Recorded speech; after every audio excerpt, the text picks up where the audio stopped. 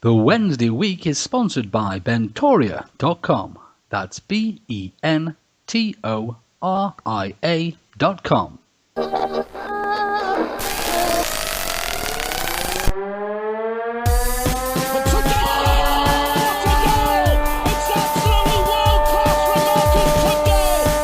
a chance here, a great save. A turner from McClare. Mike Hannon. A terrific goal by Sheridan. Brexman against Jones. Get in. You could have two goalkeepers in there that would have trouble saving that. The Wednesday week! Hello there, ladies and gentlemen, and a very warm welcome to the Wednesday week, the Sheffield Wednesday podcast. I'm Lord Hillsborough, and with me on the line, first of all, we have Victoria. Hello there, my darling. Glad tidings, my lord. Oh, and to you too, my darling. And we have James. Hello there, James. Hello, a bit of a cough tonight. Hoping I'm not falling victim to the dreaded podcast flu. Not all bad news though. I've got a new beer that I'm trying tonight. It's a New Zealand IPA, and we all know that New Zealand is very much famed for its amazing beers. Absolutely. And of course, we've got Eddie. Hello there, old bean. Here's to you, raise a glass for everyone. Spare a thought this Yuletide for the deprived in the League One table sitting ninth. Here's to them, worse than Burton Albion.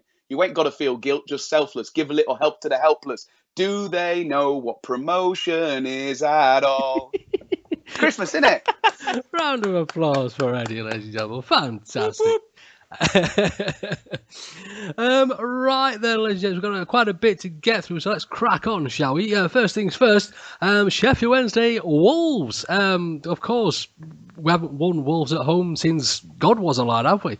It's been a while, but it didn't start off fantastically well, and I was expecting the worst, to be honest. Wasn't it something like it was 1964 or something? Everyone was passing round the stats in the league, because I got told off for using your stat.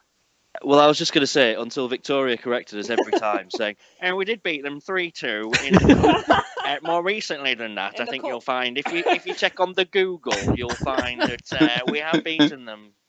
Yeah, but I thought I got a really good stat. I was like, oh yeah, my mate James says, and then everyone was like, no, actually. Remember, I was like, God, James, you ever look such a knob? Well, I took it from Twitter, and of course, Twitter is never wrong, so I diminish all responsibility. Can't disagree with that, Albin. The match itself, then, it was exactly what we needed, wasn't it? I think, certainly for me, and when I listened back to last week's podcast, my head was really down, and fair play to Lord H, who did take out the vast majority of my 25 to 30 minute rant about the MK Dons match last week. It did go on a bit, but I was just starting to get into a bit of a sort of feeling about stuff, and thought we really need a response, and we really did get it. You're right, it didn't start brilliantly. I thought the first 10 minutes you kind of got that little feeling of here we go again, not quite going right for us, and they got the soft penalty and obviously stuck it away, and you just think, oh dear, this is going to be one of those days, isn't it? And then what was it, less than 5 minutes later, and we go the other end and we get an even softer penalty. And I was absolutely convinced he was going to miss it. And I could barely watch. I kind of looked slightly to one side away from the goal, thinking I'll just judge by people's reactions.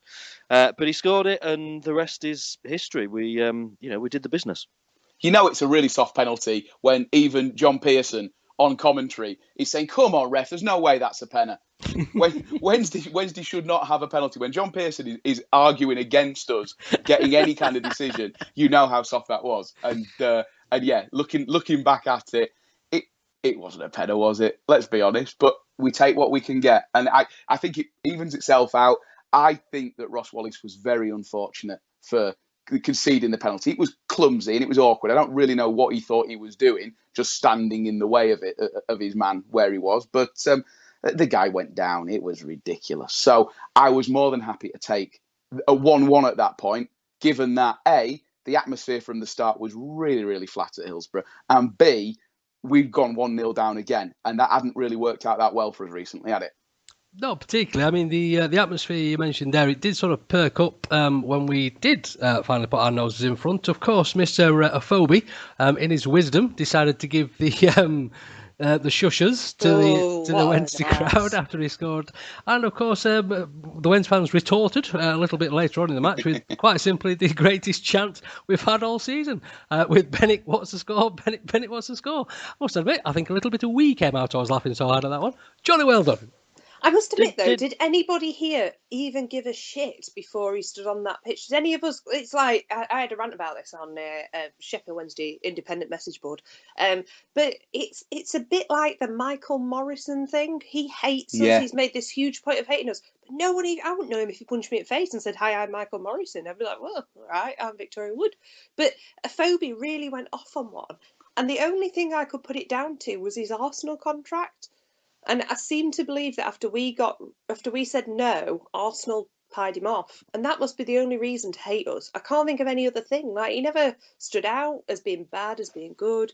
Nothing really. It just seemed. Quite like the chap up until that point. I struggle to have any bad blood for.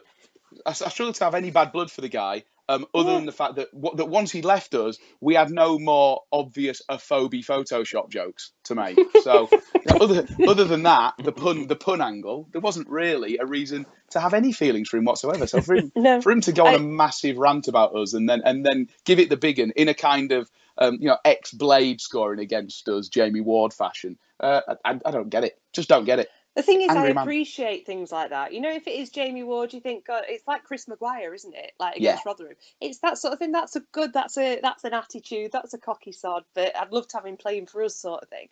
But there was just no need. Like, I would have scored his penalty. That's probably how I would have taken his penalty. It wasn't a penalty to start with, and he acted like he just lifted like Jules Rimet. And it was ridiculous, absolutely ridiculous. And he just made himself look like a complete arsehole. And he did block me after I tweeted him as well, which was quite funny. I asked him if he could give me an answer for what 1 penalty, 1 prick and 4 goals meant.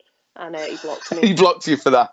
You know what? I take issue with the actual substance and content of his celebration as well. Because given that Hillsborough was effectively like a morgue at that point, for him to try and shush us, I don't think it was possible for us to be shushed anymore. He wasn't getting anything from the crowd, so just Bennett, rubbish, top to bottom, rubbish. But in fact, I hate him now. I didn't care, but now I really don't like him. Another thing I said on that message board was that he's made himself into that character now that we will boo him every time. So whatever club he goes to now, we'll go, "Oh, that's him," and they'll go, "God, he must have been great for them," so they all hate him. But we don't. Nobody even knew who he was until he did that. So are we saying that Bennett has now got what he wanted? He's manipulated. He played us all. Yeah. Oh, Bennett, grrr, you win that round. You do realise that we probably will sign him in January now after all this. It was shocking. He can't play alongside Adebayor. Forget it. We'll come on to that in a little while, old boy. So, of course, Fessy stuck his penalty away and we were sort of on our way back. And after that, it all went rather swimmingly, didn't it? At second goal, and again, is there again the chat Fessy, and it looked like a simple enough goal, but to me, it was going behind him. I think he controlled it beautifully well, and Fessy just didn't stop working the whole game through, did he? He was tremendous, and I think at this point in the podcast, we could probably copy and paste every superlative that we've thrown at him before. Absolutely. Because when we signed him from Watford, I've mentioned before, I've got a couple of mates at work who are Watford fans, and they said he's a brilliant player on his day, but he'll frustrate you in equal measures. I'm yet to see the frustrating side of him because he plays well pretty much every game. There are games where he's a little bit quieter, where he's kind of marked out the game a little bit, but he doesn't seem like a frustrating player. Week in, week out, the guy is brilliant. I'm going to drop a stat now. Are you ready for this? This is credit to friend of the podcast, Joe Cran, who put this on Twitter. Fernando Forestieri had more shots during the game than the entire Wolves team put together. Boom! Stat. He had 12 shots. Wolves had 11 shots. There you go. That sums up, doesn't it? But I don't even think he was our best player on the day. I thought that Bannon was absolutely outstanding. I thought that Bannon ran that game absolutely brilliant. One of the best performances he's had in a Wednesday shirt, and just fantastic. And I don't know what else I can say about Barry Bannon. Week in, week out, I try and up the praise for him, and I've just run out now of things that I can say about just how good that guy is. But he was phenomenal on Sunday. No, absolutely. And he was everywhere. Some of his, how he sees some of the balls that he plays, I just don't know. Because even when he plays it, you think, well, what's he doing there? There's no one. Oh, wow. And you realise that he spotted a run before the players even made it. He's just phenomenal. Yeah, that ball over the top was something special, wasn't it? There were two or three, weren't there, that were just brilliant. The intelligence of the guy is just great. And, he at this level, he's ripping the Championship up. He really is. And I think if he can continue in this form, I'm struggling to see there's going to be a better midfielder in this league this season than him. He almost makes Kieran Lee look a bit average, which is just obscene because Kieran Lee is not, but he is that good. He's so good. He did have a dodgy 5 minutes at the first 5 minutes of that match. He didn't look 100%. Don't get me wrong, I would have snapped your hand off at him at 80%, but he didn't look at his best. But once everyone's chins went up, he was on it big time, and but there's also going to be a shout out for Poodle, because Poodle played bloody brilliantly on Sunday. Absolutely brilliant. I'd say for the three players for man of the match, it's got to be Fessy, Banan, and Poodle. And that's the thing. There's like this escalation going on where they're almost trying to outdo each other in a good way with performance after performance, and it's bringing out the best in every one of them. I think Ross Wallace had a cracking game on Sunday, but by comparison to what some of his teammates were doing, he looked really ordinary, and that's not a knock on him at all. We were performing after that first 20 minutes. We were performing all the way across the park. But yeah, I think you're absolutely right to pull out Forestieri and Banan as the absolute linchpins, because they put in again performance of the season level. They just keep getting better and better, and I don't know where the ceiling is for this sort of level of performance for these guys, because they take it in their stride. It's not as if they can't believe how well things are going. I think there's more in the tank. Absolutely. Credit to Poodle for his finish as well. I think if some of our strikers could finish like that, we'd have scored probably twice the number of goals that we have this season, because that was a fantastically cool finish, wasn't it? It was really good. I think it was a pick of the bunch, wasn't it? It was terrific. And we've even now got the crowd singing Poodle, which I think that we Poodle, as the podcast Poodle. can take credit for this. I was sat next to you. We started at that this point, by James, shouting at each other. We believed that it was us that day. We were sat there, we're like, we did that. It's just like this really proud moment. Probably wasn't us at all. Probably Carlos has called it him at some point, but I like to think that Poodle is thanks to us. Can I also just say as well, and I've not been his biggest fan, I've not slated him that much, but Jack Hunt had quite a good game. I thought, yes, he was out of position most of the time, but in a good way this time. I think he ran the field, like he ran every single blade of grass. The Jack Hunt thing is a good point, because he needed that. He really needed that good game, because he was quite poor at MK Dons last week, and I'd lost a bit of faith in Jack Hunt. I wasn't really sure whether or not he was offering anything that was any better than what Liam Palmer does, in terms of the fact that Palmer is probably a better defender, but he put in a great performance on Sunday, and credit to him for that.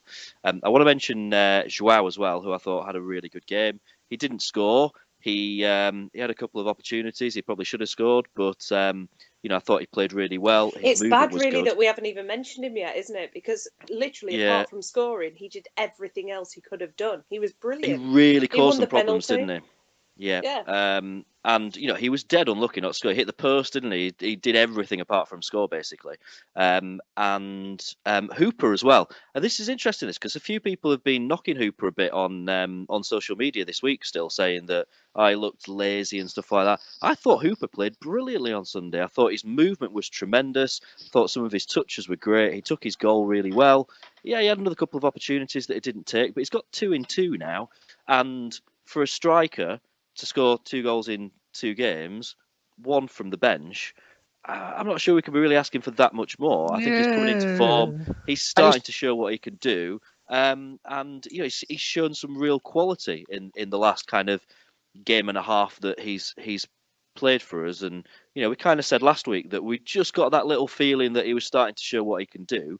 And I thought we saw more of it on Sunday. And I think there's enough there now to feel like he's worth keeping for the rest of the season. He can do a job for us. I was impressed with him. he's a confidence player, isn't he? And his confidence is clearly on the rise. And actually, for me, one of the things that he did do, which I'm sure pleased Fernando Forestieri and also enabled him to have such a great game, was he was doing some of that sort of stuff that Fernando himself has said that Nuhiu does for him. He was pulling players around and creating space, even when he wasn't on the ball. He looked like he was understanding what his role was again. And a really well taken goal, albeit massive credit to Nuhiu for the ball playing him through. I was going to say, let's not forget Nuhiu. I mean, he was outstanding. And also, when Fessy scored that first penalty, who did he run to? He legged it across the pitch and jumped into Nuhiu's arms. Like, it was as if that was for him, and they've obviously got a really good bond there. And then when Nuhiu came on, he was outstanding. Yeah, he only had 10-15 minutes, but he was brilliant. And I also think that quite a lot of the issues that Wolves had with you, Danny Bat and whoever else, was that they were obviously expecting us to start with Nuhiu, the way that they were playing, and it wasn't going to work with Hooper and Fessy and Zhao. They were desperately trying to hold back the big man, but actually he wasn't there. He was sat on the bench. So I think that didn't go in their favour. I think they'd planned for Nuhiu, they weren't taking any chances, and therefore they missed out on the other options. I mean, you mentioned Danny Bart there. Obviously, absolute Wednesday hero when he played for us. He had a cracking promotion season with us. But a bit of a question I've been asking this week on the social medias. Do you think Danny Bart would get in the Wednesday team now? No. Next question. Yep, simple as that. I'd like to think it was a really bad game for him, which it was. I've seen him play better for us. But do you know what? No, he wouldn't. I think we were solid at the back. Leuven's he's off the boil a bit at the moment. He's probably an 8 out of 10, which is still incredible. But we've got Hutch, we've got other players ready to come back when they're fit, and I don't think he's got a spot. It's interesting because some of the actual Wolves fans got in contact as well and said, take him back, we don't want him. They weren't very pleased with him. And I was having a chat with a few of them over the social medias, and they said basically the same thing. Cracking in League One, but just doesn't seem to be able to step up to the level. And I thought when he played for us, that was essentially a stepping stone to bigger. I thought he had bags of potential, but apparently his level is League One still. He played against. A lot of weight. He did, yeah. He was imposing in League One, wasn't he? He was a big, physically dominant player as well. And it looks like he kind of lost that edge. But also, he played on Sunday against 4 different types of striker, and he didn't look comfortable with any of them. And that's got to be a worry for any centre-back, where you've got all kinds of different types of striker you're going to face. And if you can't get a handle on at least one of them and put them out of the game, you're not doing your job properly. Fair enough.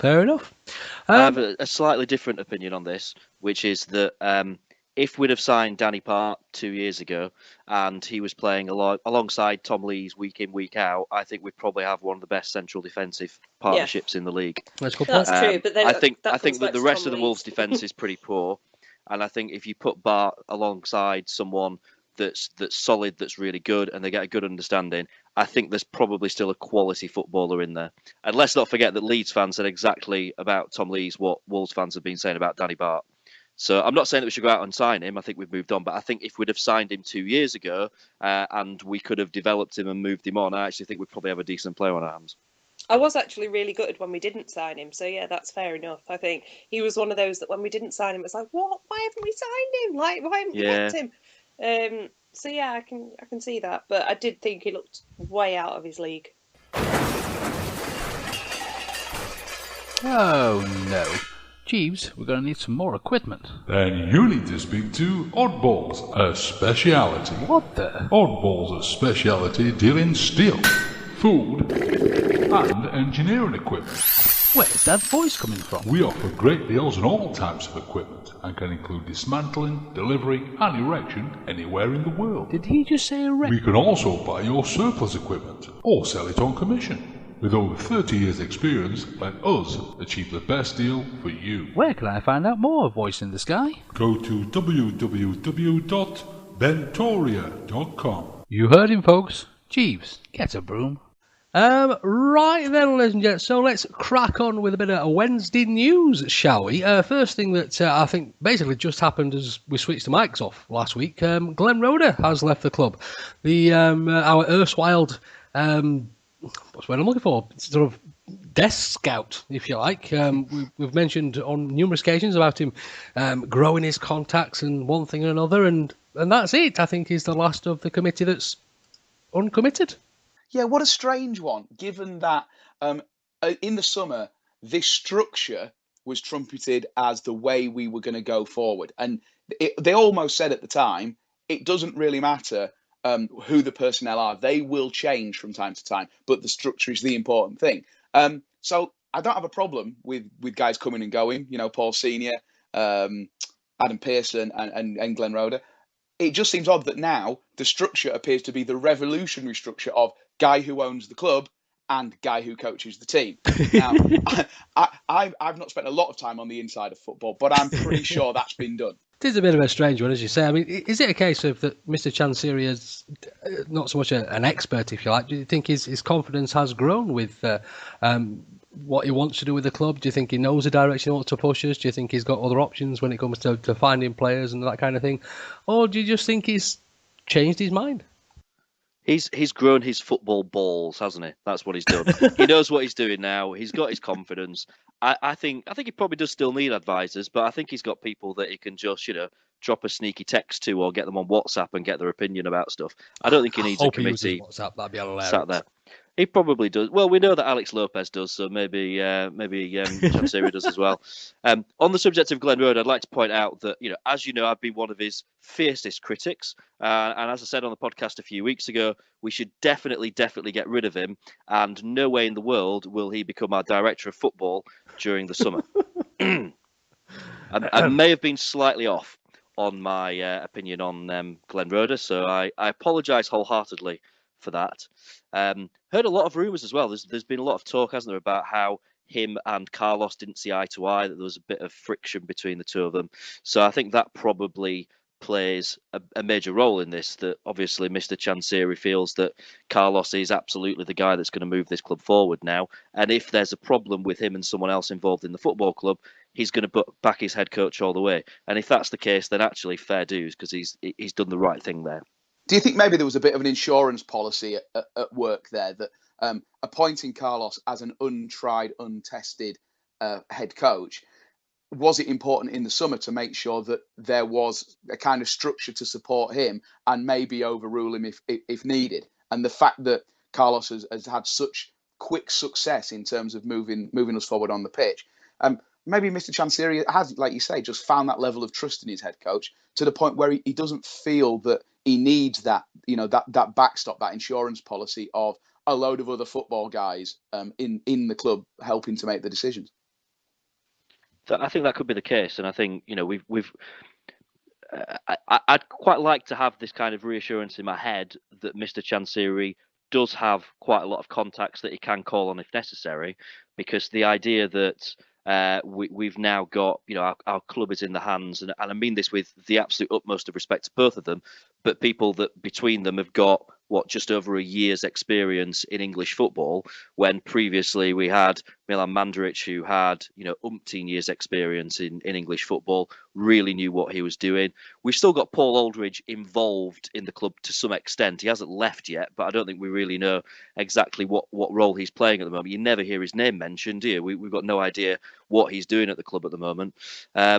It's just that little worry, isn't it, about whether or not they've only been through one transfer window together, and I think in football, experience and knowledge is dead important and really powerful. So I think we've got to kind of feel that he's got that network of contacts somewhere that he can call upon if he needs them.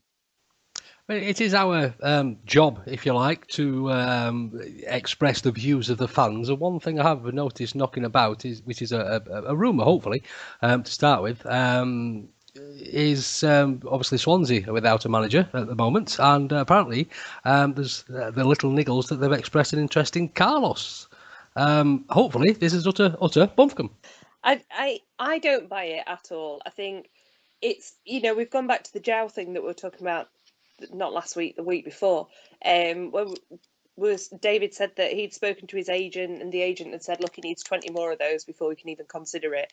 And I think that Carlos at the moment, he's had a great first half of the season, but he's not really proved himself. And I personally, as an owner, would not risk that.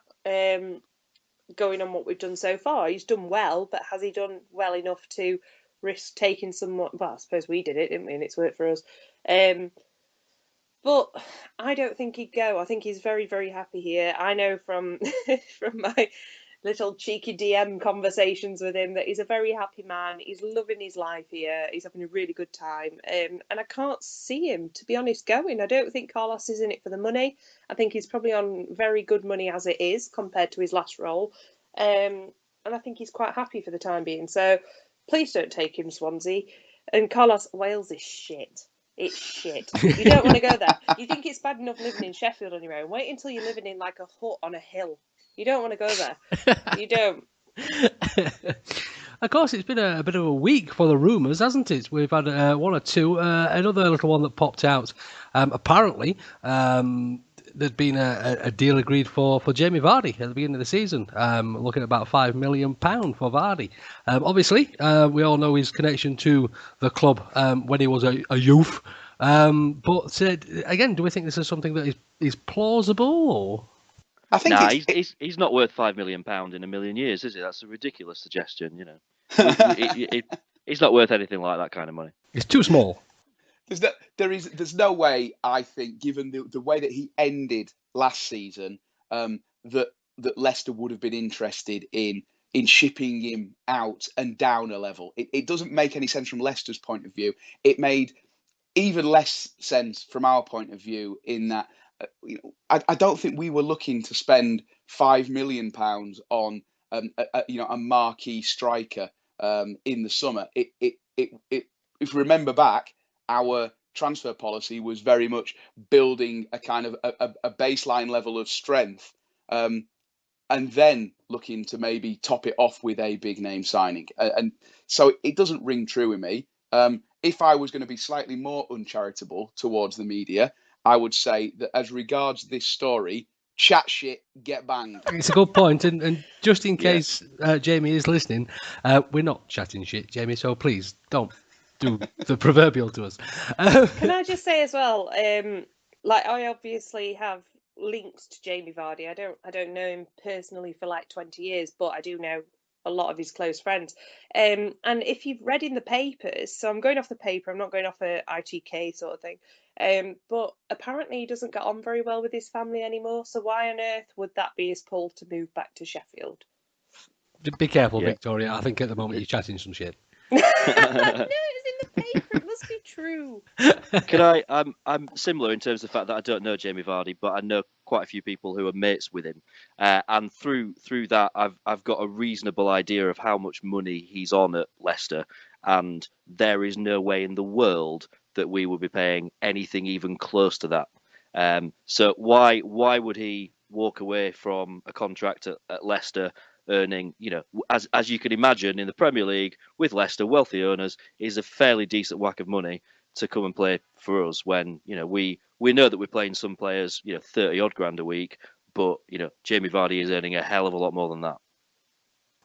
But Jamie, we would love you to come back towards the end of your career, when you do want to settle back in Sheffield and buy your house and do your investments.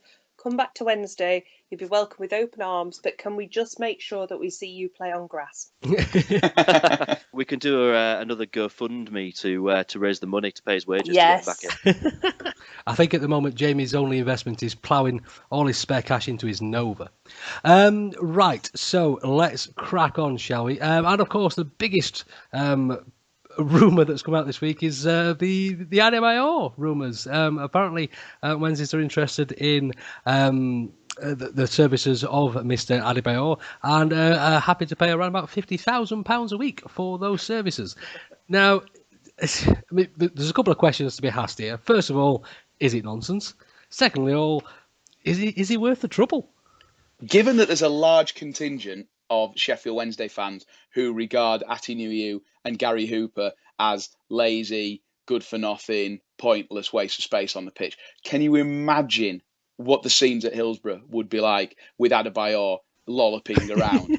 There would be spontaneous combustion in the stands. People just apoplectic with rage. So no, Adebayor is the anti-Lee Peacock. He will never run around and clap. Just a lot. about. He is. He's the anti-Lee Peacock. So it makes no sense to me. I can't imagine that is the direction we want to go. And I honestly don't think that he is an upgrade on what we've already got as strikers. I would regard him as on a level with Gary Hooper in terms of what you'd expect him to be able to do at this level. And I don't think he has the work rate or the drive or the need to prove himself, like a Gary Hooper does. So I don't know where it's come from. If there's any truth in it, I'd be amazed. Stranger things have happened, but no, if you asked me, would I want to spend 50 grand a week on Emmanuel Adebayor, I could probably give you a list of 20 players who I'd sooner spend 50 grand a week on. Did anyone listen to Football Heaven tonight on Radio Sheffield? No, it's rubbish. No, I listened to this podcast. They had Carlton Palmer on tonight, Cavendish/Wednesday legend, Yes. and they were asking him about this, and he actually made a really good point. He was saying that if this guy's not at a club for a year, why on earth should we be the club that's going to fork out 50 grand a week for him? And he was saying as well about Leicester and bringing up Jamie Vardy again, but he was saying that he went to go and see Nige at Leicester, and Nige had said that he was building on a team full of hunger and teams who desperately want to play for that shirt. And he said there and then, he said, at the end of the day, this guy's not played for a year. He's made no effort to go and train with the team, to go and just play at lower league and try and get his CV built up or anything. He's just quite happy to sit back and take 50 grand a week. And actually that, at first, when I heard Adebayor and my other team's Tottenham, so I was like, wow, yeah, that's awesome. But actually, he's got a really good point. This guy obviously can't be arsed. And if he's wanting 50 grand a week, he's not played for a year. He's not particularly done anything for a long time. Is it worth the money? And is it worth the effort that you'd have to put in to get him back up to a level that you need him to?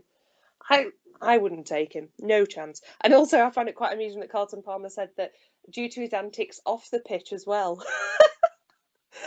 Because Carlton was so well behaved. I've got 2 points on Adebayor. One is, we all know how the media works, and Adebayor no one's heard of him for a long time, and suddenly his name is all over Twitter again. He's been in all the papers again. That's just an agent doing his job.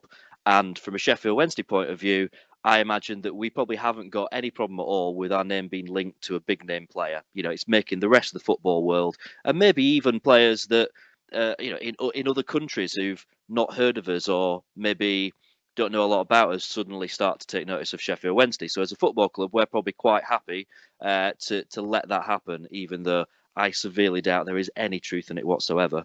My other point, just going back to what Eddie said earlier on, Eddie, you realise that you've just created the first ever drag queen football character in anti-Lee Peacock. Absolute genius, mate. Well done.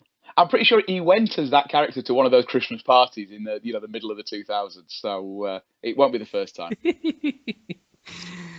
Now, of course, being the social media type book that I am, I did pop a little tweet out about this. Would Emmanuel Adebayor be more trouble than he's worth? Retweet for no, sign him up, favourite, or like, or whatever the kids are doing these days for yes, chuff him off. 34 people thought we should sign Adebayor. 105 people thought it wasn't a good idea. So I think that just about sums that up, doesn't it? Yeah, that says it all, doesn't it? Absolutely. It's bad news. We need to stay away. Right then, ladies and gents. So let's crack on and have a little nosy at the matches we've got coming up. It's a bit of a busy season at the moment, isn't it? Of course, it's always the same over Christmas time. First things first, Boxing Day at home. That's a nice change as well. We're playing Birmingham, and this is sort of a team that's thereabouts with us at the moment, aren't we? So I think 3 points here are essentially kick us into the playoffs. Yeah, they're having a reasonably good season. I think, are we exactly level on points with them? It's one goal better off goal difference wise. That's it. And that's it. So it is. I mean, it's as closely matched as a game could be. I did watch them on TV last week and did think there's nothing special about them at all. They're a very average team. They didn't deserve. I think they won the match. They didn't deserve to. They got a very lucky penalty, and their team revolves around Jack Magoma, which we saw him play for us for 2 years or 2 long, arduous years. We know what kind of player Jack Magoma is. I think when your team revolves around him. Is it fair for us to say that they're punching above their weight a bit at the moment? They're not as good as the league table would suggest that they are. It's a game that we should have enough to go out and win. We've got home advantage as well. We're coming off the back of a good 4-1 victory. Players full of confidence. We've got no fresh injuries to worry about or anything like that. I think as long as Carlos gets his tactics right, and quite frankly, I think his tactics are play exactly the same team. Then I can see us going out and having a really good day again on Saturday. Is it Saturday Boxing Day? It is, isn't it? Yeah. I see us having a really good day on Saturday. It's funny because I think you're absolutely right with the perception that even though Birmingham are right up with us in the table, it's kind of surprising. You kind of, well, how can they be there? And the fact is that they went on like a house on fire at the start of the season, just won and won and won and won again. And then the wheels have kind of fallen off since. Now, my brother-in-law is a big Birmingham fan, and so I try and get a rational viewpoint out of him to help us all to understand a little bit more about this club. Basically, they've kind of stuttered along. Other than smashing Fulham a few weeks ago, they're losing and drawing and losing and drawing. I don't think they're a good team. I don't think that at the end of the season they'll be anywhere near as high as they are now. And it's still that kind of they're up there because they very, very quickly got 15, 16, 20 points on the board. They're going in an opposite direction to us, and that's the important thing, that we need to get out on the front foot at home, beat them in the way that we beat Wolves. I think that will be a real step forward because it's going to be a tough road from that point on. It's a tough festive season for us. We needed that result on Sunday. We need the same sort of result on Saturday, and I think we'll be set fair.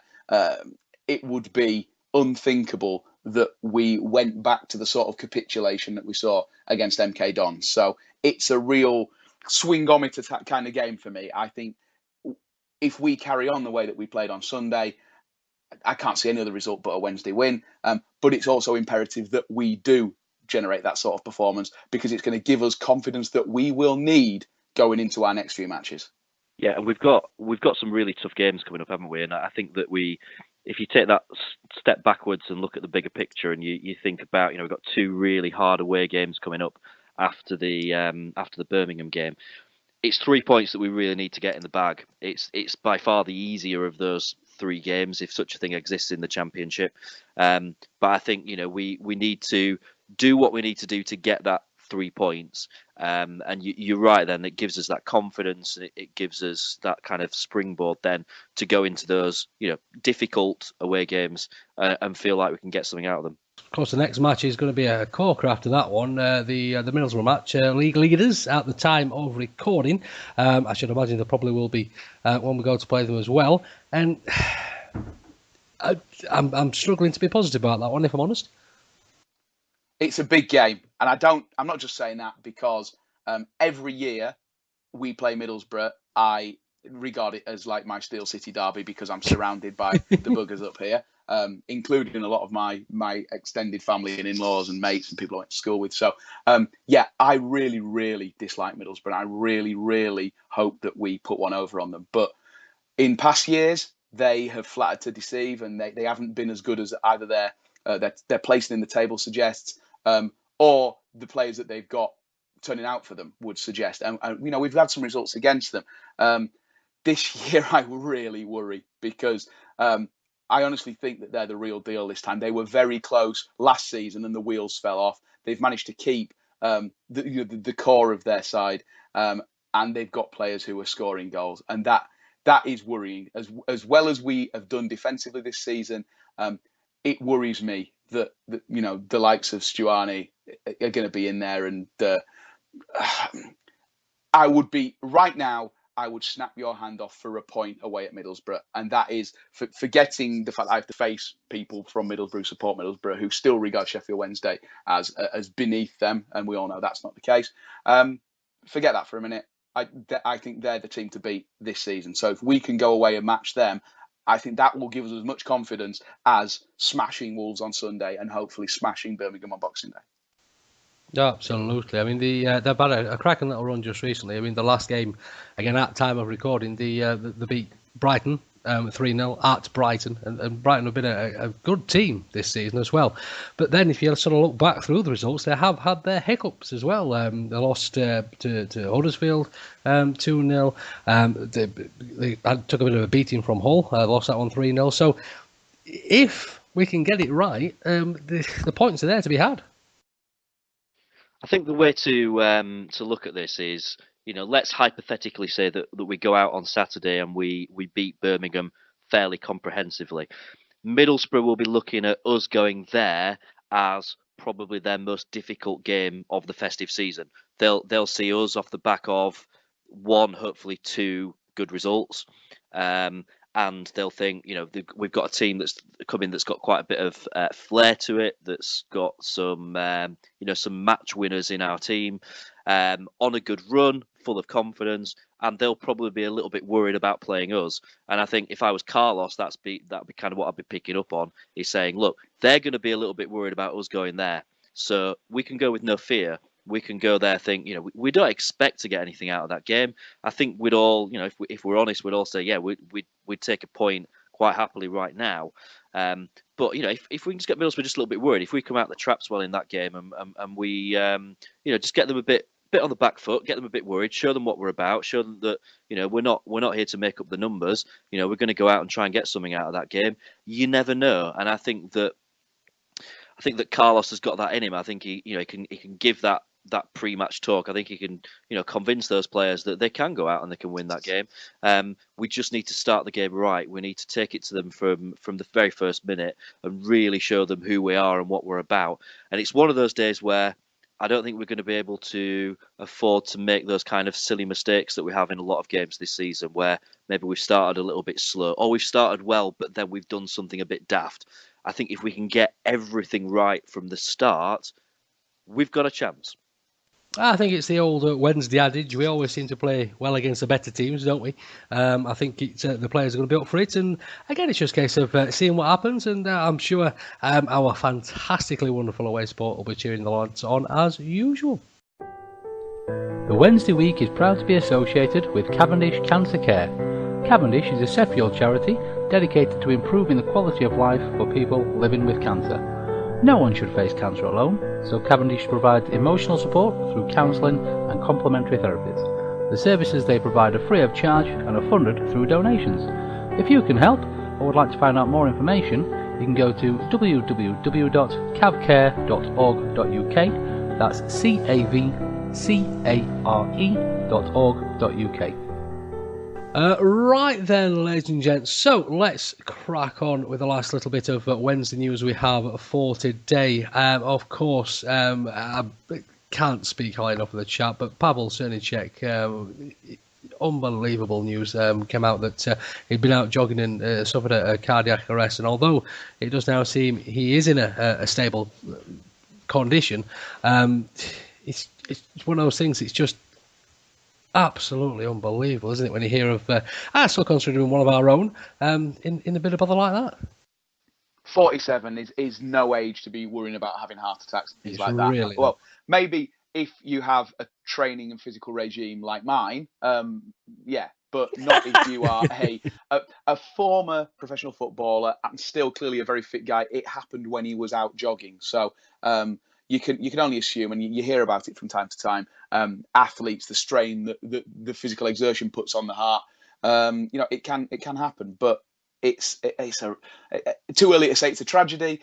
More like it's a real blow for him. I think all of the best wishes of the Wednesday fans will be with Pavel, because he was with us for a couple of seasons, wasn't he? And I think in a time where we were so reliant on Kevin Pressman, to see Kevin Pressman getting injured and Pavel stepping in, and I think a lot of Wednesday fans were like, oh, he was a bit of a joker in his time at Newcastle. Is he going to be able to do it? I think he really acquitted himself well towards the end of his career at Sheffield Wednesday. So very, very thankful that he could play a role for us while we were still in the Premier League. And I think we're all very fond and have fond memories of his time at the club. So I certainly wish him all the best and a speedy recovery. Yeah, I would echo that. He kind of got cult status even just in those couple of years, didn't he? That he was with us, which was strange. He's someone that I follow on Twitter. He's become in the last few weeks quite active on Twitter, talking a lot about. Just a couple of days ago, he was tweeting about how he was going on TV somewhere later that day. And then the news comes out that he's had a heart attack at 47. There are really no words that you can say about that other than I think that we as a podcast we speak on behalf of the whole Sheffield Wednesday community when we say that we wish Pavel all the very best and hopefully a full and very speedy recovery. Yeah, I'd second that. And I remember him from growing up during the glory years as just punching everything that came near him, and he's great for that. So I wish him all the best. To have something like that happen at that age, and also feel for his family as well, because that must be really bloody scary, especially in the run up to Christmas. So prayers are with you, Pavel. I hope you make a full recovery. And another thing, what on earth did Pavel Senicek get to 47? Crikey! I know, and he's still got the same hair. If you Google him, it's the same hair but just grey. It's brilliant. So God bless him. I hope he's okay. Speedy recovery, hoping. And of course, Victoria, I believe you've been out visiting this week as well, haven't you, my love? I have. I paid a very, very special visit today to Chris Travis, who many of us know now. Huge Wednesday fan, the UK's biggest wrestler, who sadly had to retire this year due to his cancer returning. And he's had a very, very busy week, bless him. It was his 32nd birthday. I've got a bit emotional. It was his 32nd birthday the other day. And to mark all of the stuff that he has done for Cavendish over the last 6 to 8 months, we made him an official patron. And he is absolutely made up with that. It was a very easy decision to make, because as a patron we ask you to be quite well known, shout about the charity and raise a bit of money, and already in 6 months he's raised us nearly 1,500 quid. The guy's just an absolute legend, and thank you as well to Mark Rowan at Sheffield Wednesday, who got me a signed shirt. So I went to see Chris today at the Macmillan Palliative Care Unit in Sheffield, which is wonderful, and my best friend happened to be nursing him as I turned up, which was just ironic. And I gave him his shirt, and he was absolutely made up. And Sheffield Wednesday have been great. They've also tweeted him. They've offered him all their support. Wednesdayite as well. Huge shout out to them. They're willing to do, if he can get to a match, they're willing to pay for him to have the full VIP treatment. I can't say at the moment if he will get to a match. He's not very well, bless him, but he's determined that he's going to wear his signed shirt to a match at some point. So all the best to Chris and his family, especially over this tough time with it being Christmas. But hey ho, his wedding is booked for the 23rd of January, so I really, really can't wait to see the photos from that. So God bless you, Chris. I love you. We need to get that mobility scooter of his done out in blue we and white do. stripes. I Absolutely. told him today at his wedding he definitely needs tin cans hanging off the back of it, and he'd not even thought of that. So now that's going to happen. That is going to be pimp. I noticed on Twitter because I'm a bit of a wrestling geek as well as being a bit of a football geek. But strangely, Chris, when he was a wrestler, was a long-time tag team partner of a guy called Martin Kirby. And Martin Kirby was actually in my sister's year at school. And he used to borrow wrestling videos off me and my mates. And I saw one of my friends he's a huge wrestling fan, and he works in the industry as a commentator. And he was trying to persuade Chris to put stickers from his record label on the mobility scooter. And I'm not having any of that. If that mobility scooter is going to get pimped out, it needs to be the mighty blue and white stripes to go with. He needs the a Wednesday shirt. week car sticker. Chris, got absolutely. A spare one. It's all yours, babe. If only we had some of those. He's such a legend. He's such a nice guy. So please, if anyone from the Wednesday community can do anything to support him, whether it's sending him some goodies or whatever, please do. He's a really, really genuinely lovely guy, and I am very humbled to call him my friend. Absolutely. All the best, Chris, old boy. Right then, ladies and gents, so let's crack on with the final little bit of this week's show. Unfortunately, James, I've heard on the grapevine, old boy, that you have no little bits for us this week. No, I've been castrated. I have no bits. Sorry about this. Well, luckily, Victoria was nice enough to send out a little tweet from our Twitter page asking for any Sheffield Wednesday Christmas puns, for want of a better term. I think you had a few responses, didn't you, Mix? Well, we had over 30 responses, so I've had to pick down my favourite few. So just bear with me. Rocking around the Kieran Lee at the Christmas party cop came from Victoria, not me, at Sheriff Wiles. That was awesome. Can I just also, while we speak about Victoria, she is actually the lady that planted the seeds for the new Hugh and Padil songs as well. She's a fantastic wordsmith. Awesome. Good work. Harks the Herald's Harks the Herald Rangers King came from Andy Stevenson. One of my favourites is from Jack Rose 79. Jow to the world. Andy Stevenson again. He is on one this week. How about Away in a Nile Ranger? Oh no. CMAD 69. Deck the halls with jows of holly. Very good. Not sure what a jow of holly is, but it's quite scary. Can I just point out it should be a joie of holly? Of course. Yeah. Shut up, Staten. Sorry. So somebody else, but I can't see who this is. I'm really sorry. I don't know how I've done this. Said Silent Mark Bright, Holy Ian Knight, all his friends car, and Bothroyd is shite. That's from the Conisbrough Owls. That one. Is that was it? Very clever. That one. Aussie Owl even got involved. So he sent me Harks the Herald Angels Sings and the Hearst Noel the Angels did say. But my winning one for this week has to be from friend of the podcast, James Kay, which is Stop the Cavalry. Very good. Which I thought was wonderful. But Eddie, I think you have your favourite as well.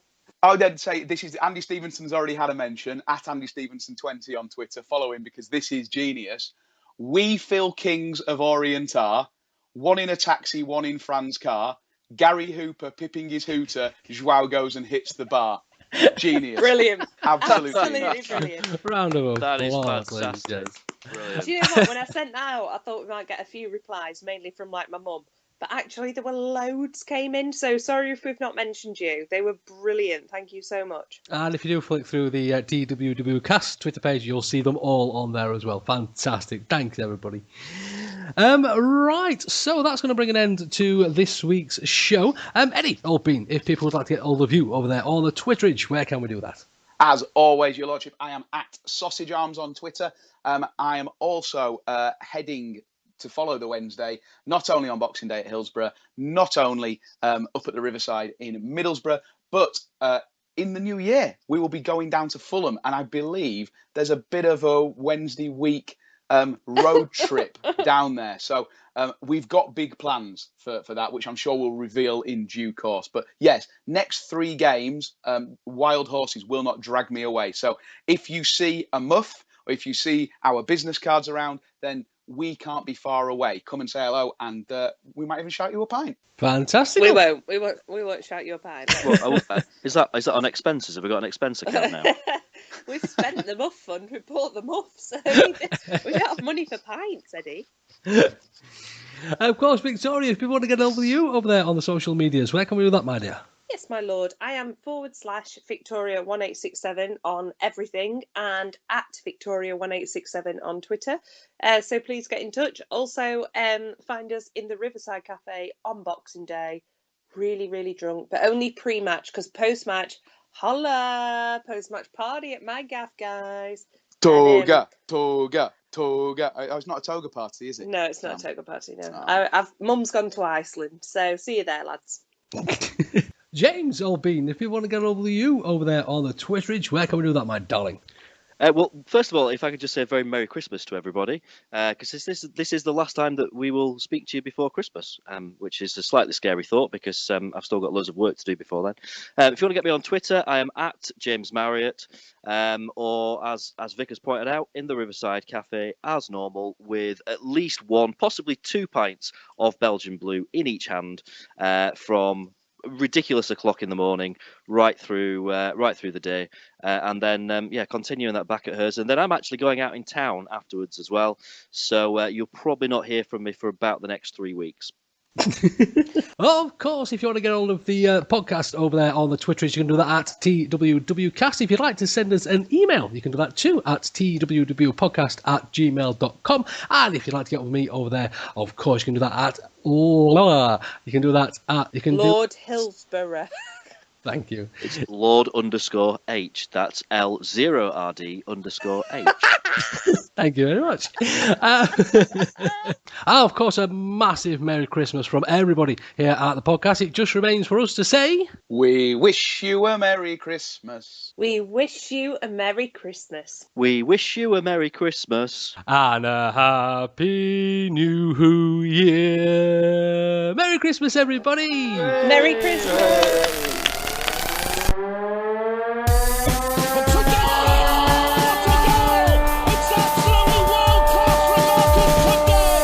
There's a chance here, a great save. A turner from McClare.